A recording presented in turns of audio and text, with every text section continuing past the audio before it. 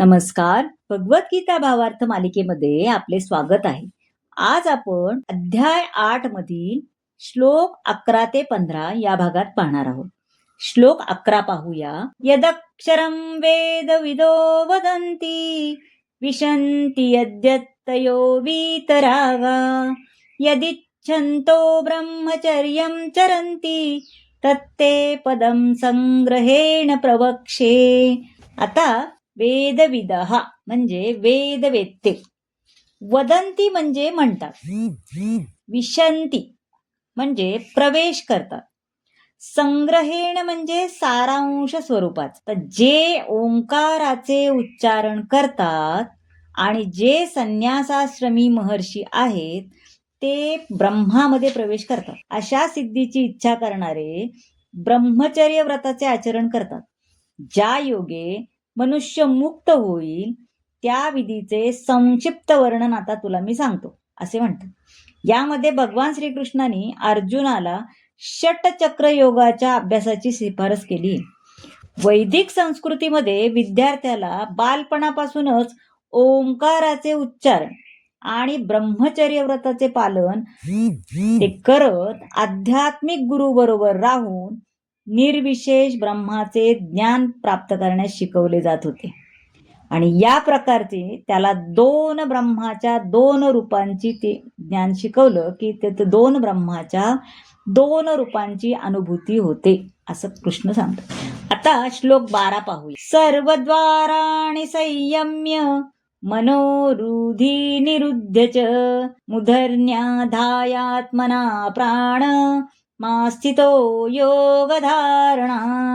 सर्वद्वाराणि म्हणजे शरीराची सर्व द्वारे, संयम्य म्हणजे संयमित करून, सर्व इंद्रियांच्या क्रियापासून निवृत्त होणे म्हणजेच योगावस्था. संयम्य म्हणजे संयमित करून, सर्व इंद्रियांच्या क्रियापासून निवृत्त होणे म्हणजेच योगावस्था किंवा योगधारणा होय.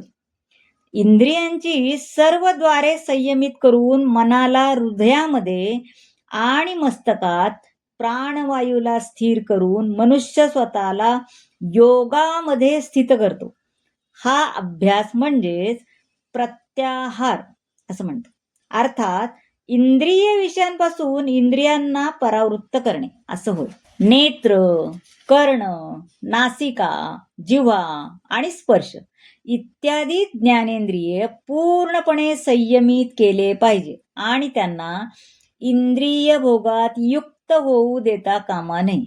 जर मनुष्याने सदैव भक्तीद्वारे आपले मन श्रीकृष्णावर एकाग्र केले तर त्याला समाधीस्थ होणे अत्यंत सुलभ होते. आता श्लोक 13 पाहूया. ओमित्येकाक्षरं ब्रह्म व्याहरन् मामनुस्मरन् यत् प्रयाति त्यजन् देहं स याति परमागतिं. व्याहरण म्हणजे उच्चारण करीत, अनुस्मरण म्हणजे स्मरण करीत, त्यजन म्हणजे त्याग करीत. योगाभ्यासामध्ये स्थिर झाल्यावर परम पवित्र अशा ओंकाराचे उच्चारण करीत जर कोणी भगवंताचे स्मरण केले आणि आपल्या देहाचा त्याग केला तर त्याला निश्चितच आध्यात्मिक लोकाची प्राप्ती होते. श्रीकृष्णांच्या निर्विशेष ध्वनी म्हणजे ओंकार तो आहे आणि हरे कृष्ण ध्वनीमध्येही ओंकाराचा समावेश आहे. आता या मंत्राचे स्मरण करीत आपल्या देहाचा त्याग केला तर त्याला निश्चितपणे आध्यात्मिक लोकाची प्राप्ती होते असं याच्यात सांगितलेलं आहे. समावेश असतोच. या महामंत्राचे स्मरण करीत आपल्या देहाचा त्याग केला तर त्याला निश्चितपणे आध्यात्मिक लोकाची प्राप्ती होते. आता श्लोक 14 पाहूया. अनन्यचेता सततं यो मा स्मरति नित्यशः तस्याहं सुलभा पार्थ नित्ययुक्तस्य योगिनाः. आता अनन्य चेता म्हणजे अविचलित मनाने, सुलभ म्हणजे प्राप्त होण्यास, योगिना म्हणजे भक्तासाठी. हे पार्था जो अनन्य भावाने विचलित न होता सतत माझे स्मरण करतो त्याला प्राप्त होण्यास मी सुलभ असतो, कारण तो निरंतर भक्तियोगात रममाण झालेला असतो.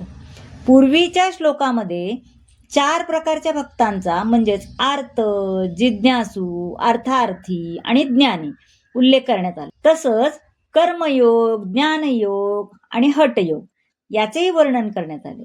परंतु या श्लोकामध्ये विशुद्ध भक्तियोगाचा म्हणजे ज्ञान, कर्म आणि हठ यांच्या मिश्रणारहित उल्लेख केलेला आहे.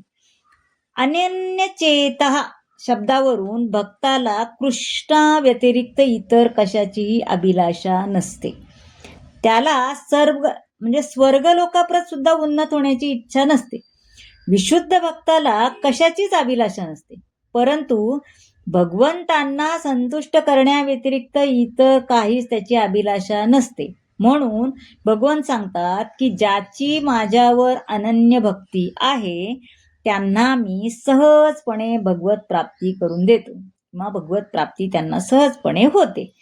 आता श्लोक 15 पाहूया. मामुप्येत पुनर्जन्म दुःखालयमशाश्वतम् नाप्नुवन्ति महात्माना संसिद्धी परमां गताः. उपेत्य म्हणजे प्राप्त केल्यावर, दुःख आलयम म्हणजे दुःखाचे स्थान, आपनुवंती म्हणजे प्राप्त होतो, संसिद्धी म्हणजे परमसिद्धी.